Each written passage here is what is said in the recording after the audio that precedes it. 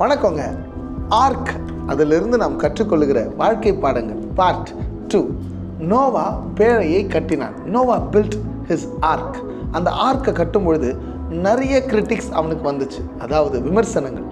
எவ்வளோ விமர்சனங்கள் இருந்தாலும் தன்னுடைய வேலையை அவன் செய்து முடித்தான். இன்றைக்கும் நம்ம சின்ன சின்ன வேலைகள் செய்தாலும் பெரிய வேலை செய்தாலும் விமர்சனங்கள் இருந்துக்கிட்டு தான் இருக்கும். இது எதுக்கெல்லாம் இவன் செய்கிறான்னு தெரியலையே அப்படின்னு சொல்லுவாங்க.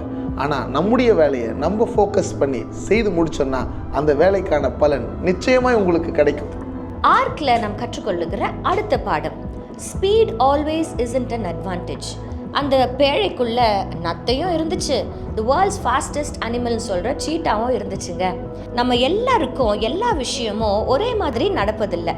ஒரு சில பேருக்கு திருமணம் நடப்பதற்கு டிலே ஆகுது, குழந்தை பிறப்பதற்கு டிலே ஆகுது. நம்மளுடைய பார்வையில் வேணால் அது டிலேயாக இருக்கலாம். ஆனால் வேதவசனம் சொல்லுகிறது, கர்த்தர் அதினதின் காலத்தில் எல்லாம் நேர்த்தியாய் செய்திருக்கிறார். அதனால ஏதாவது ஒன்று தாமதமாக இருக்குன்னா don't worry, speed always isn't an advantage. சரியான நேரத்துக்கு வெயிட் பண்ணுங்க. ஆர்க்குக்குள்ள இன்னும் நிறைய விஷயம் இருக்குதுங்க. தொடர்ந்து பாருங்க. Have a nice day. God bless you.